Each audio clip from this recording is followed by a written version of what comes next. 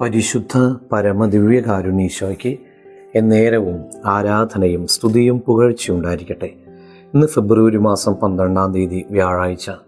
ദിവ്യകാരുണ്യനാഥ, പുതിയൊരു പ്രഭാതം നൽകി ഞങ്ങൾ അനുഗ്രഹിക്കുന്ന അവിടുത്തെ വലിയ കരുണയ്ക്ക് നന്ദി പറയുന്നു. കർത്താവേ, ഇന്നത്തെ ഞങ്ങളെല്ലാ ചിന്തകളെയും, പറയുന്ന വാക്കുകളെയും, ചെയ്യുന്ന ജോലികളെയും, പോകുന്ന സ്ഥലങ്ങളെയും, യാത്ര ചെയ്യുന്ന വാഹനങ്ങളെയും, ഇന്നേ ദിവസം ഞങ്ങൾ കണ്ടുമുട്ടാൻ പോകുന്ന എല്ലാവരെയും ഇതാ അവിടുത്തെ കരങ്ങളിലേക്ക് ഏൽപ്പിച്ചു തരുന്നു. നാഥ, തിരുരക്തത്തിൻ്റെ കോട്ടയാൽ ഇന്ന് ഞങ്ങളെ പൊതിഞ്ഞ് സംരക്ഷിക്കണമേ.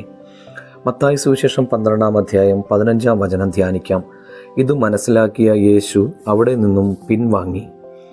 ദുഷ്ടനെ എതിർക്കരുത്, വലതുകരണത്തടിക്കുന്നവന് മറ്റേ കരണം കൂടി കാണിച്ചു കൊടുക്കുക എന്ന് അവിടുന്ന് പറഞ്ഞിട്ടുള്ളത് നമുക്ക് ഓർക്കാം. നമ്മെ തോൽപ്പിക്കാൻ വേണ്ടി മാത്രം നമ്മോട് വഴക്കുണ്ടാക്കുന്നവരെ ജോലി സ്ഥലങ്ങളിലും സമൂഹങ്ങളിലും കുടുംബങ്ങളിലുമൊക്കെ കാണാൻ പറ്റും.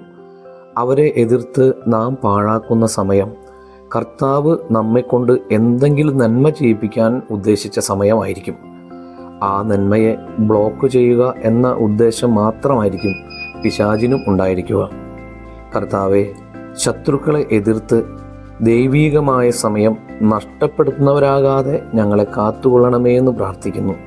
എല്ലാവർക്കും നല്ലൊരു ദിവസം ഉണ്ടാകട്ടെ. നമ്മുടെ കർത്താവ് ഈശോ മിശിഹായുടെ കൃപയും പിതാവായ ദൈവത്തിൻ്റെ സ്നേഹവും പരിശുദ്ധാത്മാവിൻ്റെ സഹവാസം ഉണ്ടാകട്ടെ, ഇപ്പോഴും എപ്പോഴും എന്നേക്കും. ആമേൻ.